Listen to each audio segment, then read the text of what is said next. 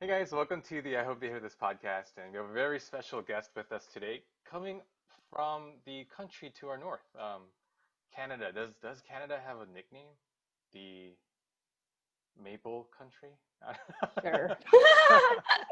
But yeah, we have Miss Cindy Park on the podcast with us today, and I'm actually really excited for this, Cindy, because when I think about you, the one word that comes to mind is adventure. I feel like you're a very adventurous person, and your personality just exudes, um, yeah, just adventure, going out and Mhm. venturing forth. So I'm really just excited to hear about your story today. You're coming to us from Canada, but were were you born in Atlanta, No, I was born in Korea. that's right. But you grew up in Atlanta, right? hmm And then that's how we know each other. Yes. Yeah. But yeah, that's the brief introduction of my guest today. But I want you to kind of go through your life in detail because yeah, I think there's just so many interesting things. The little that I know, kind of just from having known you, I think is super interesting. So Thanks. yeah, Oh, okay. So my name is Cindy Park. My married last name is Jun, that's and right. my Facebook name is Cindy Park Ronaldo. And that is because I was obsessed, like obsessed with all caps, with Cristiano Ronaldo at age 15, and I decided to make my Facebook name at age 15, Cindy Park Ronaldo, and it's kind of stuck with me all throughout my years. Um, I was born in South Korea, and we moved to a small little town called Grayson, Georgia, in Gwinnett County. And when we first moved there, I think we were like the first like foreign students that Grayson Elementary has ever had. Hmm. So there was no ESL program, and they just didn't know what to do with three foreign kids. They're like what do we do with you guys? Uh-huh. But I was there for my all my secondary education or primary education, Hmm. and Wait, then wait. after. Before that, though, a story that I heard at your engagement party came up in mind, and Uh-huh. this happened before you moved to America, I think. Uh-huh. It's the story of your younger brother's birth. Oh Do you yeah. remember the Yeah. circumstances around? Oh yeah. Can you? So yeah, David kind of described me as adventurous, and I think I've been like that since I was a child, since I came out as a baby, like I'm gonna YOLO and go everywhere. So I think because we're all 3 years apart, my sister and I are 3 years apart, and my brother and I are 3 years apart. So when I was three, I remember we lived pretty far away from my grandma's house, and this is in Korea, like in the city. And I decided as a 3 year old that I'm gonna go on an adventure by myself to my grandma's house. So I remember my mom was outside, like having a little picnic with her neighborhood friends, and I grabbed like a handful of cherries or something, and I was like, "Oh, this is my snack for like on the road." And I like literally remember like going on crosswalks by myself and made it to my grandma's house. What? And during this whole time, as a 3 year old, nobody stopped me. Nobody stopped to like ask me questions. I was just like on my way. I guess I just looked so confident in knowing where I'm going. I'm just like, but nobody stopped me. So while this is going on, my mom's like, "Where's Cindy?" And they're like looking everywhere. They look at the playground. They look at the house. They look everywhere. I'm like nowhere to be found. I don't know why my grandma didn't call my mom, but my parents were looking for me all day, and then they finally found me at my grandma's house. And then this shock of it kind of made my mom have early induced labor. So that's how my brother was born. That's that's so amazing to me, and I think if I were your grandma, I think I wouldn't have called your parents either. I think I would assume that they sent you or that they were Yeah, following right behind you or something. yeah, Yeah. But yeah, I remember hearing that story, and it was no surprise to me at all. I was like, oh yeah, wow, that's totally Cindy. yeah. So that's where my venture began, and then it continued on, and I went to college at Georgia State, and I loved it so much. Bleed blue forever. And then while I was in college, I actually joined a sorority called Delta Zeta, and I kind of joined for the social aspects and like, oh, they do philanthropy. Oh, you have to have a certain GPA. Like, I guess that's some perks, but I was like, yeah, college, social life, woo! So I joined this sorority, and it actually gave me a lot more than I could have ever expected. Leadership skill wise, academic wise, professional networking wise, everything. Because of that, I was able to serve as chapter president. And then I got to travel for the sorority after graduating college as an educational leadership consultant. Basically means like, you know how you have like Coke headquarters, Yeah. and then there's like different branches everywhere. And then headquarters like sends like headquarters people to these small branches to make sure that they're running efficiently. Yeah. That was my job. So I was hired by the headquarters of the sorority, and then I go to different universities and make sure that everything's running smoothly. So Can you explain a little bit more about the college life? Because like you say that you were able to gain leadership skills, networking, and all that kind of stuff. So how did all that kind of play out?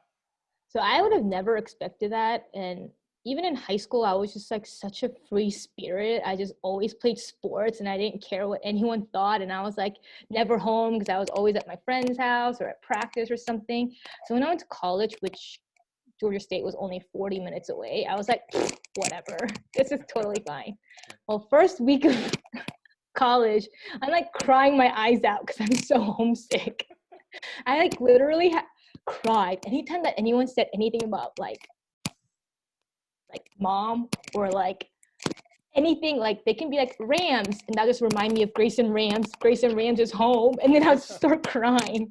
And I was so bad. I remember Pastor John had to come visit me, and like a bunch of like youth group teachers came and visited me because I was just crying all the time. So I would have never thought that I would have thrived at Georgia State. I was like, I hate college, I'm going home. And I went home Thursday after my last class and would come back Monday before my 3 p.m. class. I still remember because that was my schedule. Yeah. And, but the sorority really did help me out a lot. They got me out of my shell that I didn't know that I had. And then through the sorority, they gave me, I guess they saw potential in me that I didn't see, and they gave me like opportunities. Hey, Cindy, why don't you try this chairmanship? Why don't you try this position? Why don't you try that? And next thing you know, I'm like bleeding pink and green, which is like sorority colors, and I'm like, yeah, Delta Theta. And then because it's one of the biggest national sororities, it came with a lot of opportunities. I went to like Dallas, Texas for a whole leadership academy. I went to Oxford, Ohio for a whole week of just like leadership seminars and like how you can get involved, not only as a sorority woman, but as just like a professional woman in the real world. So. And I'm sure along with that, it came a lot of friendships as well. Oh yeah, for sure. I mean, my best friends, like half my bridesmaids were from Grayson, and then the other half were Delta Theta sisters. Wow. So when you say you went to leadership seminars, were they specifically for leadership within the sorority, or is it just kind of broad? You know, whenever you're in a position of leadership, like these are the it was so versatile, and you could double dip any of those sessions. Like they give you a whole schedule, and you can pick what sessions you want to go to. Like making an imprint on your campus, like that would be a session that you can go to. Or like how you can go beyond the philanthropy something, and how you can give back more, blah blah blah blah. So And so then after you graduated college, you it was a job, right? Like you were yeah. like getting paid to go travel the country Mm-hmm. and things like that, right? So Mm-hmm. tell us a little bit more about that. How like your schedule was kind of day to day and So a typical ELC, educational leadership consultant, travels every 5 days to a different school all around the world. And that was your typical ELC. But I was very fortunate because my boss thought that I would be good as an outreach recruitment person, starting new chapters. So going to a whole new campus, like doing a market research. What kind of students are here? Like, what are they interested in? Like, what are the other sororities on this campus? How is their culture like? Figuring all that out, coming up with a recruitment plan, a marketing strategy, and implementing it. And then once you implement it, you recruit those women. And we had like criteria like GPA, you know, you basically have to be a good person, cool girl, like. And then once you get a bid, which is invitation to be a sorority member, we have to educate them on like Delta Zeta history. What does it mean to be a Delta Zeta woman? Because they always strive for to be the most premier women's organization on campus. So we really educated them on that. Yeah. So did you? Because I remember you didn't miss. Did you miss church a lot during those days? Yeah, I was never at church. I was gone for a year.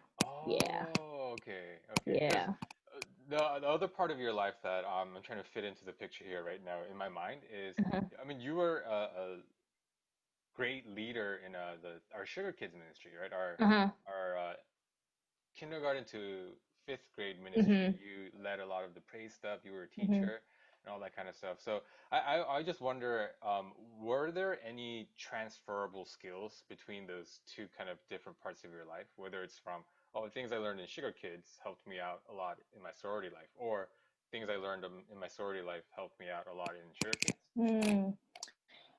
Uh, Sugar Kids definitely got me ready for being in front of a lot of people Mm, because I had to do presentations. You fly into a campus and it's like you have like anywhere from 50 to 200 people in your audience, and it ranges from those college students to like dean of students, wow. and you have to present in front of them, basically selling your sorority like, hey, you should want our sorority on your campus because this is what we have to offer you. So Sugar Kids definitely got me prepared for that because in front of kids, you just gotta, there's no like poker face. You just gotta let yourself go. Yeah. And I was the Sugar Kids worship leader for 4 years, from the moment I graduated high school, basically, all the way to the moment until I had to leave to be a consultant. Mm. And Mm-hmm. I remember your personality. I mean, your just personality all around is very high energy, right? You're Mm-hmm. very hype, as the young kids would say these days. You're very high energy. And I always kind of thought that, well, there's a little bit of your personality that's kind of naturally like that. But I also thought that a large reason why you were that way in front of Sugar Kids children is because kids, they react to like high energy. They respond well to high energy leadership and presentation, right? So did you have to tone that down at all during your ELC days, or did you bring that same kind of energy? I think I brought the same type of energy. Wow, Yeah. wow. Even if I was in, because whether it's children or adults, everyone likes positive energy. And I think it's because I was a cheerleader for so long. That's right, yeah. Like I just like love, yeah. So I just love bringing people this energy that's like, wow, like I want to get up and I want to do this. Like I want to motivate them, that type of thing. It's been part of, maybe I didn't have it as a child, but being a cheerleader, being a Sugar Kids worship leader, and then being an ELC kind of stuck with me. Mm. So yeah. I want to take it back a little bit then, going back to your high school days, because Huh. there are two things that you mentioned you kind of just briefly glossed over, but I think they're huge. First is you played sports. If Yes. I remember correctly, it was lacrosse, right? Look, I played lacrosse. I ran track. Uh, I was and a cheerleader. and you were also a cheerleader. Hmm. And Grayson, or how many Asians? Like, what would you say the percentage of Asians that Grayson was? So if I remember correctly, we had a pretty big school, and our Asian percentage, that's including like all types of Asians, Yeah. was like 3%. Yeah. So Yeah. it makes me wonder, is it because there were so few Asians there that you did all these things that I don't know if this is politically correct, but like Caucasian people tend to do? Because as a Oh yeah, for sure. I mean, that's all I was surrounded by. That's all I knew. So when I would come to church and I'm like, why aren't you guys playing sports? Why are you guys going to SAT Hub one? Like, like that's all I knew. So it was just like my normal. So like when you were, cheerleading and when you were playing sports and things like that, like you didn't have any issue with the fact that, oh, like I'm one of the only Asians on this team or on this squad. Oh yeah, I definitely did. I didn't like show it ever. I Hmm. didn't talk about it ever. And my friends growing up meant well Hmm. when they were like, "Oh my gosh, like you're bilingual. Like, can you teach me how to say your name? Like, say my name." And I'm like, "Your name is Cindy. There's no changing that. Your name is Yeah, Cindy, no matter what language." And, yeah. they meant well, but they be brought up in Grayson. Like, there was no diversity. So like, I was diversity. So when they'd be like, "Hey, can you teach me how to say pencil in Korean?" I'd be like, "No," because I didn't. I felt like I already stood out. I already felt like I didn't belong per se. Like I didn't fit in. And then for you to do that to me, I was like, "Oh, you're pointing me out even more. Like you're Right, singling me out even more." I right. think I was very sensitive with that Mm. growing up, but other than that, I was fine. Because like when I hear someone's story that's kind of like that, my initial thought would be to think, oh, I bet that made that person close up even more, right? Being able, like being kind of singled out, you already look different, but people are asking you like different questions and saying, oh, teach me your language and things like that. For me, if it were me in your position, I would definitely like create an even bigger shell and close up even more. But do you Mm. think, what do you think the reason for you having kind of like blossomed and opened up, like, what do you think was there that allowed you to do that? I don't think I blossomed up until college. I think I did hold a lot back in high school, Oh. trying to fit in. Like, um, uh, this is so bad. But like when you watch those like growing up Korean American like testimonies, and they're like, "My mom couldn't make me kimchi bokkeumbap. She made me sandwiches." Like that's my life. Like my Mm. mom would make us sandwiches. Cause like one time she did make us kimbap, which is like Korean style sushi. For the listeners who don't know, Mm. Um, and I remember people were like, "Whoa, what's that?" I mean, this is before sushi was a thing, Mm-hmm. So they're like, "What's that?" And I remember being so embarrassed and like so like, oh, my face turned hot and red, and I was like, "Oh, it's nothing," and I couldn't eat it, Mm. even though I wanted to eat it so badly. I was like, "This is delicious," and I can't eat it, Mm. you know. Um, but later on, my closest high school friends like embraced it, and they're like, "Can your mom make it for me? Like, I love it so much." And they turned it into a positive twist, so that was better. But in college, I actually made like my true first like best friend Korean friends, Mm-hmm. right? A few of them, and they all kind of have the same upbringing as me, like growing up in a majority Caucasian communities. And I remember going to like eat Korean food for the first time with a friend, and I thought it was just mind blowing. Mm. Because I'm like, whoa, Korean restaurants is where you go with your family. Like, Ah, you yeah. don't go with your friends. Like, you go to Chili's or Applebee's with your friends. So I think befriending other like Korean Americans kind of helped me embrace my Korean identity. Because before I for sure like suppressed it a lot. Mm. So like when you did all those things that um, typical Asian Americans thinks is more like Caucasian, right? I don't know if that's More politically American per right. se. More Yeah. American, right? Yeah. That was actually you trying to fit in more. Was it motivated by that? Yeah, for sure. I felt like I had. Oh. I think like a part of me also felt like I always had to prove myself Mm. that I'm quote unquote American enough, Right, right. like deep inside. That's getting deep. I don't think I ever thought about that, but I Yeah. think that's that's what I was doing because I wanted to fit in because I already didn't fit in.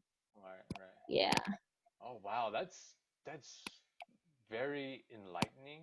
It's a huge revelation for me because just again, like your personality, I'm sure the listeners can already tell you're very high energy and you're very like you you, that energy like exudes from you, right? So I always thought that you having done all those activities in high school was just something that you naturally just wanted to do. But maybe there is a part of that in there, but at least another part of it is the fact that you wanted to kind of camouflage, right? You wanted to just be a part of the crowd. Yeah, exactly. I mean, like what makes you more quote unquote American than being a varsity football cheerleader? You know, like for a 5A like number one football program at the time, you know? So I was like, I gotta do this. And my mom always used to say, like, you were never really good at any of the sports that you played. Like you were never like the best. You're just like good enough, like like inching through, like. Well, I think So, I think your very last game where you were cheerleading, I was there. I think a bunch of the youth group teachers went to go yeah, y'all watch. came to my lacrosse game because it was at Peachtree Ridge. That's right. It was Yeah, something. And yeah. I remember thinking, wow, Cindy's so athletic. I don't remember thinking you weren't good. I remember thinking like I was surprised by how good you were. Oh, really? No, I don't even know how to like hold a lacrosse stick anymore.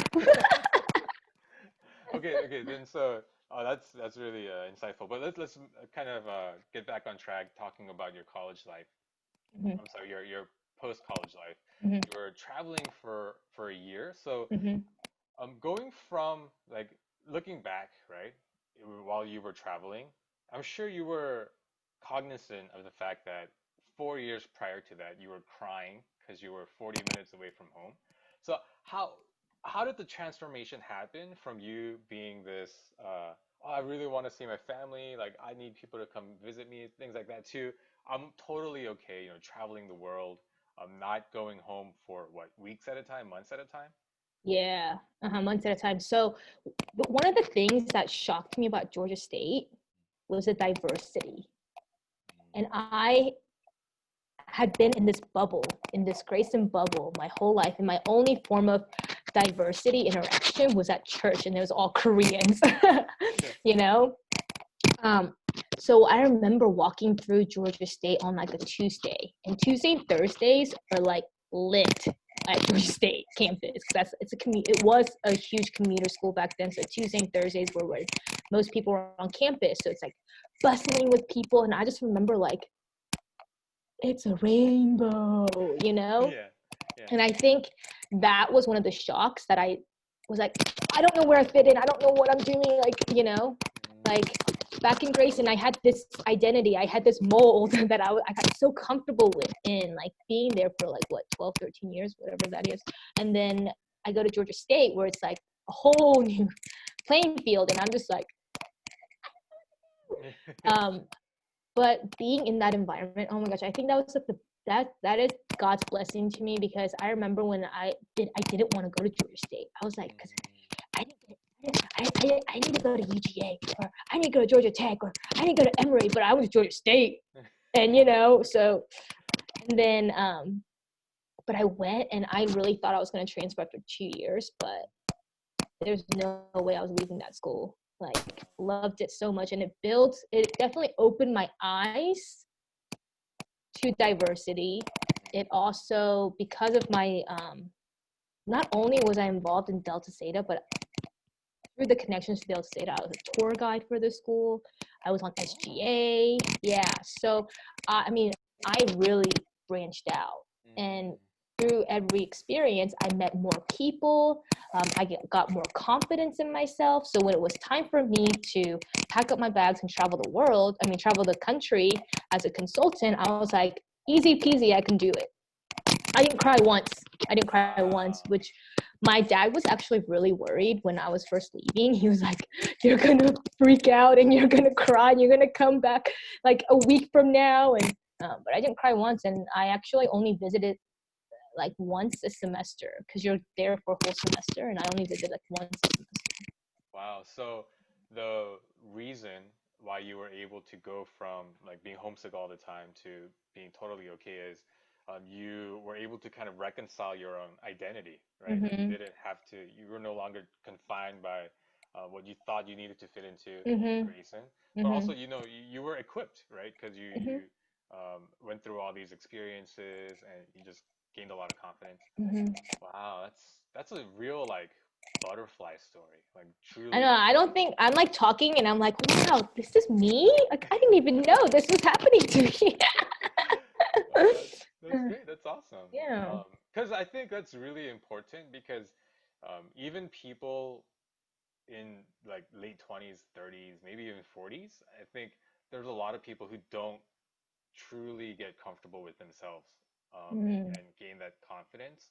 Mm-hmm. But if you're one of those people listening to this podcast, I really encourage you to branch out, like Cindy did, to get that, gain that confidence, gain that Mm-hmm. self-assurance in your identity, because that I feel like that opens so many doors. Mm-hmm. And case in point, although you spent a year traveling the country, your kind of next journey or adventure in life was going to the other side of the world, right? Mm-hmm.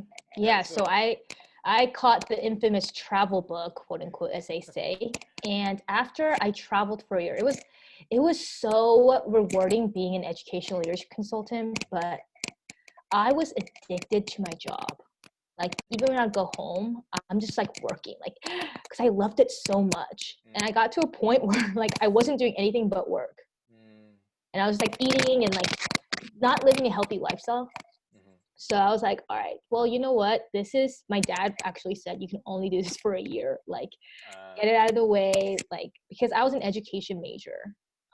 And he was like, you need to settle down, like you need to get a job, blah blah blah blah blah blah blah. Blah. And I was like, and but I was like, I want a YOLO. So I like took this ESC job.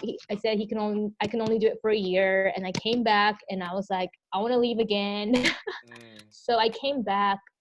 I was done in the summertime, mhm, I think, so like May or June, and then I left that following January. mm, So like 6, 7 months later, I prepared everything so I can go teach. I was like, finally, I'm using my major, and I flew across halfway around the world and became an English teacher in Seoul, South Korea. I was actually in Gangnam. yeah. Yeah. You guys know the So, song, right? Gangnam Style. yeah. Yeah, so tell us about that experience, because I know a little bit about that, because me and my wife, right after we got engaged, we visited Korea and we got to spend a day with you. Yeah. So yeah, tell us about your experience teaching English in Korea. Yeah. So I wish what I have, the knowledge that I have now, I wish I had it back then, but I'm also thankful for what happened. Um, I went through a program called EPIC, English Program in Korea. Mm, And very original, right? And then so they basically have two intakes a year. They have a winter intake and a fall intake. So January is the winter, and then fall is like August or something. And once you get there, you have a week. They bring you to like an orientation with all the other teachers that will be in your district mm, or in your city. So I was really thankful for that because during those 5 days, you make your best friends. mm, These are my Korea best friends, you know. mm, And then after the 5 days, everyone's kind of like spread out to their own schools. mm, And I everyone's sent to usually an elementary school, but I was sent to a middle school, an all girls middle school in Gangnam, and all it says is like the school name and like all girls, Gangnam. And I was like, because like previously, like one of like the lectures that I had, one of the teachers like said like, oh yeah, like Korean middle schoolers, they're intense. They're mm, intense. And I was like, and I didn't have the best student teaching experience in middle school in the States, in Georgia, because I mm. was also at Atlanta public schools. Right. So it was really hard, and that's all I can think of. And I was like, oh my gosh, it's gonna be miserable. How am I supposed to teach them English? And then I got there, and it was awesome. And the girls are amazing. And I actually, some of the girls, some of my students sang at our wedding. Wow. A Oh, that's bunch of my nice. students came actually. Like I want to say, like 20 students came or so. Wow. Yeah. Yeah, because I'm sure it was really intimidating going in, because if you know about the kind of educational culture in Korea, in South Korea, Mm-hmm. um, I mean, even starting early as middle school, they're already inundated with the you have to get a good education to get a good job, and Oh all my those kind gosh, of things, it's right? intense. I mean, There were days where I literally would call my mom and be like, I feel so bad for these girls. I literally want to pick up the school, even the bad ones. I don't care. I just pick up the whole school and like move it to Georgia or move it somewhere else besides here. You know, and I still talk to a lot of them, and now they're in high school, and some of they're going to their senior year of high school. Some of them, Wow. so they're like next year they're going in, so they're like all preparing for, and they're like talking to me and how stressed they are, and I'm just like, I'm sorry. you So know. I remember when we visited you, you told us that you need to kind of pretend like you don't know Korean, even though hmm you're pretty fluent in Korean, right? Well, Um, yeah, now I am. Before, I think with like every kid who grows up in America, they're like good at Korean, but they're not. mm, Like yeah, you know just enough to get by, but like yeah, once if they throw you in a Korean environment, you're like, you know. yeah. Um, and then also because I traveled for a year and I wasn't speaking Korean like at all, Mm, I did lose a lot. And then I went to Korea, and they were like, "Please don't speak Korean at all to mm. the students." And I was like, "Oh yeah, that's better for me. Like that's way better for me." So I literally would, but sometimes I could understand. Like I remember the first couple of weeks I was like teaching something, and one of the girls said in Korean like, "Oh man, I can't see," and I like just moved. And she was like, I think she understood me, and I'd like pretend like I was getting something. I'm like, oh, there's a pencil. Oh wow, so you actually have to act like to the students I that you don't. acted like it. So like literally at the Wow. end, after the 2 years that I was there, the same school for 2 years, the girls that I had taught for both like 2 years, they literally told me like, wow, teacher, I feel betrayed. Like there were so many times that I was so frustrated because I couldn't express myself, Mm, and they also thought I was so smart because they'll be talking to each other. They're like, hey, what's that word in English again? And I'm like walking by and I'm like, what do you need help with? And they're like, teacher, and they're like using their broken English to explain it to me. And I'm like, oh, that's this word. They're uh, like, oh wow. And they get confident, like, oh, I guess I must have explained it well so that she right, can right. understand me. And wow, Cindy teacher's so smart, she can understand me. Um, Like literally the kids would be like, I think she's so smart. And I'm like walking by and I'm like, ha ha ha pat yourself on the back. ha. Oh. Yeah. So then, were you able to utilize a lot of what you learned in your major, education major, to hmm teach while you were in Korea? Yeah. So after I graduated Georgia State, I actually, because I was so passionate in higher education, meaning like working with college students in leadership, I thought I wanted to go, after I was done traveling for Delta Zeta, I thought I wanted to go get my master's in higher education to work with student affairs. And so I kind of like completely disconnected my brain from the education side of it. And then when I went to Korea, I found my passion. I was like, oh my gosh, I love teaching. And I don't know if it's the teaching aspect that I love, or being in front of people that I love, or the interactions that I have no idea. But I just love teaching. Mm-hmm. And the school was very smart, and the school curriculum was way too easy for my students. So the school let me make my own curriculum. Wow. Yeah, so I made my own curriculum for 2 grades, and I taught that for 2 years. Wow, cool. Yeah, So you I learned a lot. not only did you get to flex your like teaching muscles, but even like the planning and curriculum building Yeah, side. like everything from worksheets, from everything, all the materials. Yeah, I made it all. Wow, wow. That's hmm that's so cool. So hmm then, because so before I ask my next question, Korea is also the place where you met your now husband. hmm Can you tell us a little bit about that? Okay, so before I went to Korea, everybody was like, you're gonna get married," and I was like, "No." I was actually so annoyed at that because I'm like, I'm not going to Korea to find a man. I'm going to Korea to travel, to be adventurous. I want to eat weird stuff, like see weird things. Like I want to grow as a person. And then they were right. Yeah, I will proudly say I was one of those people saying, Cindy, you're definitely gonna find your husband. Everyone, literally everyone. Like my friends, my college friends, my church friends, everyone was saying that. And I was like, no, I'm an independent woman. But Chris and I met literally at the tail end of my Korea experience. And we met, I mean, the timing of it, we talk about it all the time. The timing of it like gave us goosebumps because the timing was just absolutely perfect in every way, and like God put him in our lives, into each other's lives at the most perfect time where we could have compliment each other, be supportive towards each other. And like if it wasn't for Chris, I probably would have gone down a dark spiral, because this was a time when my dad passed away, and we met, I want to say 5 days before he passed away. Wow. Yeah, and I didn't tell him at first because we had been dating quote unquote for like 5 days. Yeah. You know? And like that's some heavy stuff that you're gonna load on someone that who you just met. But I was like, this is what happened. And from that moment on, him and his family, actually, he told his parents, and they just poured out all their love and everything they could have done to make me feel like I wasn't alone. Wow. Because I was alone in Korea. Yeah. You know, so he came every day by the subway train, 40 minutes with like bags of food that his mom had made him, you know, Yeah.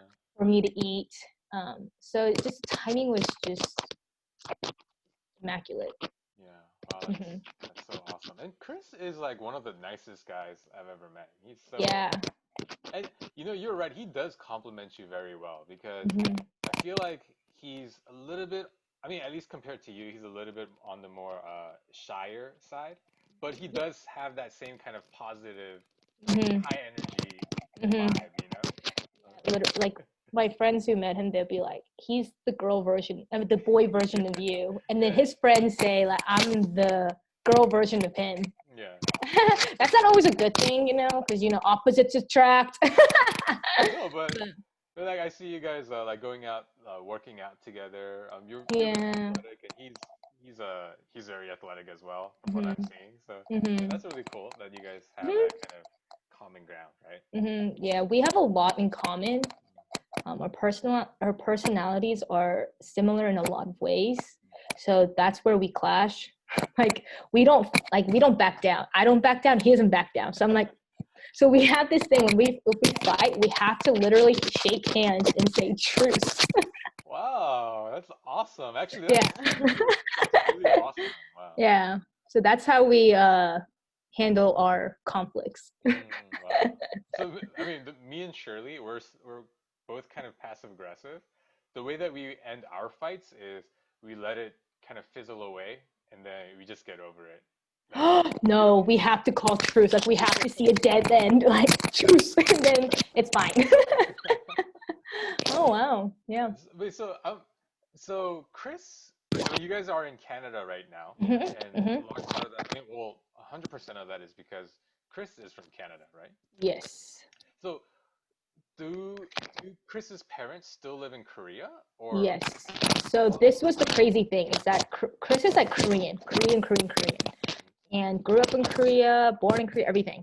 And then when he was 22, he decided, I'm gonna YOLO. He moved to Australia for 5 years. That's where he learned how to play golf, and that comes into play later. And that's where he learned English as well. Mm. When I first met him, I was very confused of like what he was, because he'll be like, we'll meet at 7:30, eh? Like, I don't know, that was my attempt at Australian accent. Yeah. But like some words would be Australian, and then like he'll say a at the end, which is Canadian, and I was like, what are you? But he lived there for 5 years, moved back to Korea for like a couple months or to a year, and then moved to Canada to study professional golf management. And Canada is where he became a professional golfer. So he's a pro for CPGA, so Canada PGA. So how we met that's why I say it's so crazy how we met. It's because he was visiting his parents for 2 weeks, and I met him like 3 days after he landed. Wow. On the internet, if you're curious. I gotta ask Chris one day because from what you're telling me, you guys were dating for not even a week, and then he knew that he was gonna leave another week after that, but Mhm. you dropped the bomb Mhm. on him that your Mhm. father had just passed away. Mhm. I feel like most guys would have just ran away. Exactly. And I gave him the option. I was like, I know this is a lot and I don't want you to feel bad for me that you're staying. Like, I'm okay, Mm, but I just need to know that this is something that's going on in my life. wow. And he was like, no, I'm with you. I'm with you 100. Because he actually told me he wanted to, like, 3 days into our third date, he Mhm. told me this before I told him that my dad passed. He was like, he basically said he wants to marry me. And I should, if I was a normal like girl, I'd be like, "You're scary, get away from me!" Yeah, yeah, Ah, run away. But I was like, "You don't know me, but yeah. okay." So yeah, so we met within two weeks, a little over 2 weeks. Mhm, We like decided that we're gonna get married. mm, Parents knew, like his. I met his parents, all super fast, and then he went back to Canada. mhm, And then I went to Georgia. I mhm. flew out to Georgia, and his parents drove me to the airport, and they picked me up when I came back.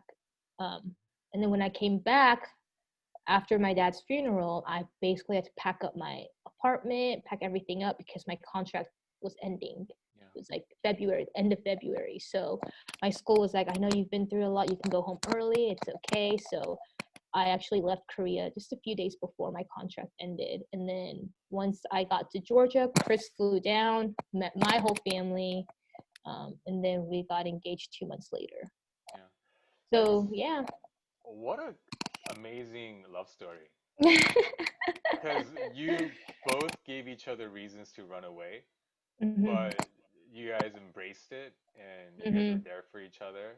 Wow. hmm I That's know. I was like, long distance, ew. and then and then I was like, oh, I have sad news. And then yeah, mm, but it all worked out. So we actually we our dating period is 4 months, mm, a little short shy of 4 months, mhm. and our engagement period is like 8 months. Right. Yeah. Because and you guys spent a lot of that kind of apart from each other, right? That whole eight months was long distance, which isn't bad compared to what other people have. And we're in the same time zone, so it was totally fine. It was manageable. Hmm. hmm So then after you guys got married, you went to Canada, Yes. right? So how has that been? Because I see you're wearing like a sweater. Oh, I'm wearing a sweater right now because my house is cold. Okay, okay. It's actually like 85 degrees outside. Oh wow. Yeah, the Surprising. summers are real. When I first moved here, I moved here in January, and I had never seen so much snow in my entire life. And I was like, why are people driving? Why are people walking? Why are these kids going to school? Like, why is the world working? Yeah, yeah, yeah. Because I mean, it snows in Korea, but not like here. Mm.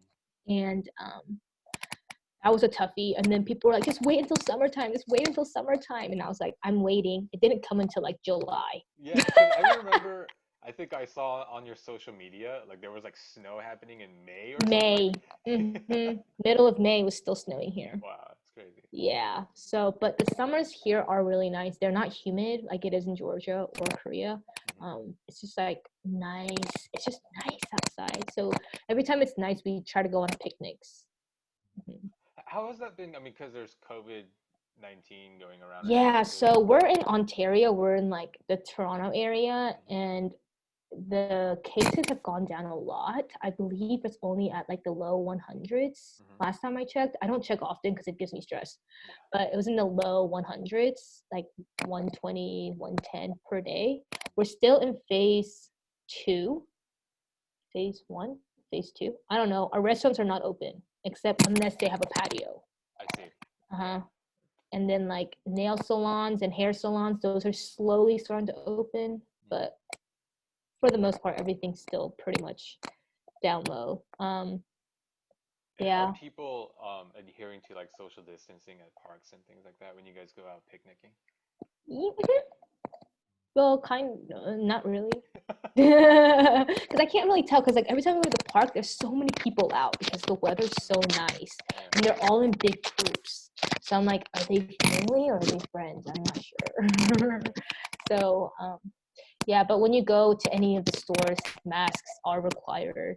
They do have like social distancing stickers on the ground. Some people take it seriously. Like the other day, we went to the store and this lady stopped in the middle of the lane, so the line backed up. And one guy's like, "You guys are way too close, way too close," and we're like, "Sorry," like. But yeah, for the most part, everyone wears a mask. I know that's a problem in the States. That's not a problem here. Everyone is wearing a mask. Uh, yeah, it's mandated, so we have to. Yeah, America is crazy right now. But so with you left Korea, right, and you were teaching there. So Hmm. you're in Canada now. So I always wanted to ask you this: Does because when you teach in the States, right, you need some like certificates or you need Yes, like education, yes, right, yes, that is behind it yes. to do that, right? Uh-huh. Is it transferable to Canada? No, actually, it's not. Hmm. So I was gonna look up teaching here because I was like, "Ooh, let me look at the benefits." Whoa, teachers make 80K. Oh, Yeah, I was like, sign me up. yeah. So I'm like looking all this up, and I'm like, just kidding, don't sign me up because it's so complicated. Mm, They like, I mean, which makes sense because, but even if I were to go through all these loops to become a teacher here, yeah. I would be on this waiting list. They call this substitute teachers a supply teacher, and you have to.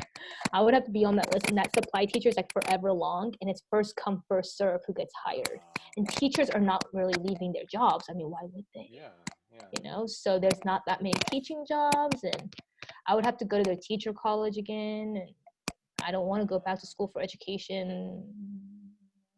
Right. So Yeah. yeah. But you're still, well, not maybe not in like the school sphere, but you're still teaching, right? Yes, so I do have my own private tutoring That's so cool. thing, Uh-huh. firm, if I want to sound fancy. But yeah, so I provide private one-on-one, sometimes group tutoring to mostly Korean Canadian students. So they're born here, just need some extra help with like math or science, whatever it is. Um, and then I have a few like international students who I teach English to. Oh, like So international as in they came from somewhere else to Canada? yes, they came from Korea and they Mm. can't really speak English well, so they need help with that. So because my undergrad was early childhood and special ed, and then my master's, which I did in Korea, um, yeah, that I had to do because I that was the only thing that my dad was gonna let me stay in Korea for. Oh, wait, so Yeah, th because what school did you go to? Framingham State University, it's located at the schools in Massachusetts, but they sent professors over with, they partnered with a Korean university, so they flew professors over, Wow. yeah, to this Korean university. So it was super high stress, fast paced program, but it was worth it. My dad was like, all right, after a year, just come home now. Like, you've YOLO'd for 2 years now. Like, you were a consultant. Now you're in Korea. You got to come home. And I was like, but I found this graduate program. He's like, all right, fine. So I got my master's in teaching English as a second language.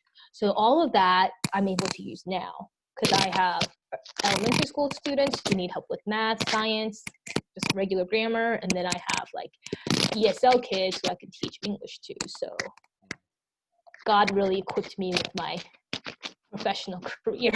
Yeah, sounds like it. Yeah. What is your tutoring firm called? CNC education. CSC. So I wanted to ask you, is Hmm. it, I'm assuming one of the C's stands for Cindy. Uh-huh. The second C, is it Chris or is it Cristianaldo? Like, is it It's Christian Chris. or it's not Christian? Okay, okay. I know. I was like literally thinking of a name and like, what should I do? Like, because we have a friend here who owns like her own like optic opt optic glasses store. Optometry store? Yes. Optometry? Uh-huh. Uh-huh. Um, and she calls it J Vision, and the J stands for Jesus. And I was like, wow, that is so like holy of you, so faithful of you. And I was like, I want something like that. JC education, Jesus Christ education. Oh, that sounds kind of weird. What should I do? I literally was thinking about it for so long, and then I was like, you know what? CMC, Cindy and Chris. So that's that. Yeah, and it's really cool because I see you doing stuff on Instagram where you post little like tidbits on like educational things or like little Yeah, I do love it. people could do. Yeah. So when I was in Korea, I got a taste of what making your own curriculum feels like, and I loved it. So right now, that's what I do. Every child has a different curriculum because it's based on their level and what their needs are. So I love testing them, and most ESL kids, I can tell their English level within the first like minute or two, based on how they answer their questions and whatnot. And it's just so fun. And I get to teach so many different things, and I get to do like reading comprehensions. I get to pick whatever topic I want, writing prompts. I can come up with the questions. Like everything is just in my control. So I love that. That's awesome. Do you ever feel like you might make your way back to Georgia? Yes, that is our end destination. Oh wow. So then I know we kind of glossed over, but I want to ask you about Chris's kind of professional career because you said he is part of the Yes. is it CPG? CPGA. Okay, CPGA, yeah. And Yes. so he's a pro golfer, which is how is it how is that like being married to a pro golfer? Normal. Well, because so I he actually doesn't go on tour like you're thinking of, like Tiger Woods and stuff. okay. So he can eventually, he wants to. I mean, that's like his dream to be able to. But to go on tour, just like any professional athlete, takes a lot of time, a lot of dedication, Right. and that's just like you're gonna be sponsored by something, so you're getting like some type of income. So and Chris became pro kind of like most people who are in that like Tiger Woods level from when they're little, and he started golf later on, and he's actually a golf coach. Yeah, so he works for a company called Golf Tech, and it's an American company actually, and there's like 3 in Georgia, like Sandy Springs, Roswell, Buckhead.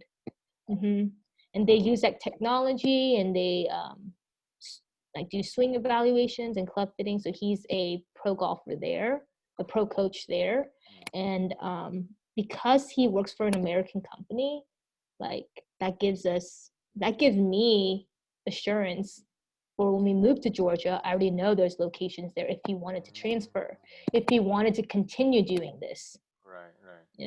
So. And I'm assuming because your Instagram is really funny because there's a lot of videos of Chris making you do workouts and things like that.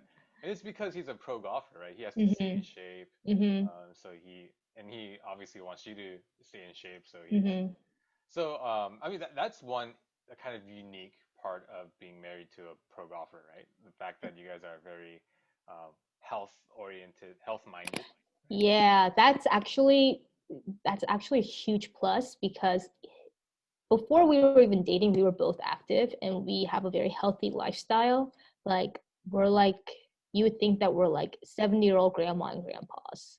Like the things that we eat, our sleeping schedule, we sleep at like 9:30, wake up at like 7 the latest. Wow. Yeah, so we have a very old-fashioned lifestyle, and that's how I've always been. That's how he's always been. So none of us had to like change our schedule. Because can you imagine going from like eating junk food all the time to like sleeping at 3 a.m., waking up at 3 next day to like this kind of lifestyle? That would be a hard adjustment. Yeah. But we actually just fit right in. So. Wow. So um, the health part of it is like that. He's teaching or he's coaching at Golf Tech is what you said, right? So the groundwork for you to come back to Georgia is kind of all laid out, right? Yeah, it's just I still got that YOLO heart, that travel bug. And like actually next year our visa for Canada ends because we're both on a visa. We're not like permanent residents or citizens or anything like that. We're on visas and it ends next summer. And we're actually that's a prayer request right now. Like, where should we go next? Why don't Yeah. you come back to Georgia? Well, because this is my thing. Georgia is like home. That is the final destination. After that, like we gotta do like real adult stuff. Like we gotta buy a house. I'm probably gonna get a van. Like like I don't want that yet. So a part of me is very selfish in that sense that I still want to travel some more. Like I want to learn more. I still want to go back to school and study more before I like completely settle down. So Then is your tutoring, do you mostly do that in person or like via Zoom or before it was all in person, but now it's all Zoom. So I could literally be everywhere. And actually funny because a lot of my students, well actually not a lot, two of my students are in Korea because they like flew out there. One of them moved there, but I still teach her. And then one of them flew out there when this whole thing happened because she wanted to go visit her family. And I teach Korea time. I teach Korea and Canada time. So my teaching schedule is very sporadic throughout the day. Wow. So then you really don't have a reason to have to come to Georgia, right? Because you can kind of make your income wherever you need to virtually. And Chris can kind of go wherever there's a golf existence, right? Yeah, which is everywhere. Exactly. Yeah. So we were even thinking about going back to Korea. Oh, okay. Because I could teach there. I could teach at an international school, or I could do my own tutoring thing just like I am now. And he could teach golf there. And he could teach in Korean and English. He can teach golf while teaching English. Yeah, so that's a double win right there. Yeah, so we're thinking about Korea also because I don't know about you, but for me, my grandparents when growing up were just like these people in the phone. Like you didn't see that often, and you answer like on their birthday or every holiday you talk to them for about 5 minutes, and it's always the same question like how's school, are you eating well, like listen to your mother and father, like so that was my relationship with my parents, my grandparents, because they were all in Korea. And then I got a relationship with them once I moved to Korea, and I don't want that for my future children. So that's also another reason that I want to go to Korea, because Chris and I want to start having children soon in the near future, and I want them to have a relationship with Chris's parents. I see. Because they're awesome. I love them so much. And I don't want them to become a person in a box, aka iPhone, Right. So that is tough because my brother lives in Korea. Yeah. His kids only get to see my parents really through like FaceTime, things exactly. Like that. Yeah. I see. Wow. So your life was quite an adventure. Even when you were 3, you were running around exploring, and you're still exploring. You're still out wanting to experience new things. But before we wrap up, I want to ask you if like the number one thing that you've kind of learned in life, just exploring and experiencing new things. Like if you could go back and teach that lesson to yourself, what would it be? I think mainly it's to trust God. I think when I was younger, I was really doubtful, and I wanted to do it my way. I guess got to be my way and the way that I like it and how I want to do it like that. And I would say like, oh yeah, like God's got this. Like, yeah, but did I truly, really believe that and allow that to take action? No. Like I said earlier, I like being in control. Like I like being in control of these curriculums. I just like being in control. That's just my personality. So I think as I grew up though, this is like within the last 2 years, I've come to a realization like, oh my gosh, the good, the bad, and the ugly. Because my life sounds so adventurous and like, wow, so cool. But there was really some hard times that, formed who I am today. And I think within the last 2 years, I looked back on my life and I was like, oh my gosh, if it wasn't for God, If it wasn't for God and His plan for me, I would not be here today as the same person. I could be a crazy person or something, or like I could be homeless, or I could, I could have gone a different route in my life. I could still be single. Oh my gosh, like. Yeah. So, I think truly, like the good, the bad, and the ugly, just give it all to God and let Him take care of it. Which is really hard. I'm still trying to like let go. And sometimes I let go, and then sometimes my hand, my just gets really tight, and I'm just holding on, and then I gotta let go. So yeah, That's really really wise advice. I love that. I love that so much. thanks. So yeah, we're at the hour mark. Do Mhm. you have any last words, any last thoughts that you wanted to talk about, or? No, thank you so much for having me on. Yeah, I no, feel, I feel, I feel cool. no, you also. I was actually really, yeah, really honored that you agreed to do this. Yeah, right. When you asked me, remember, I was like, me? Yeah. Well, thank you so much for sharing. Thank you so much for walking us through your life. There's so much in there that I think we can all, as listeners, get inspiration from and be motivated by. Oh, I So hope so. yeah, thank you for that, and I will be praying for you. I really Thank want you. you guys to move back to Georgia soon. Hmm. Yeah, because like I said, Chris is such a nice guy. I want to get to know him better and Yeah. hang out with him. Yeah. Teach you So golf. yeah, I know nothing about golf. I don't even know what the clubs, like the Well, different me clubs neither. are. It's okay.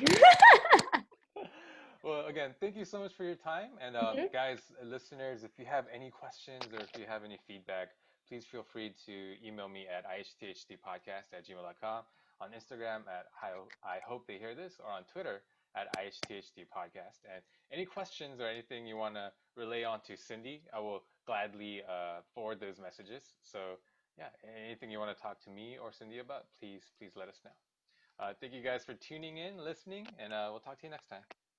Bye. Bye.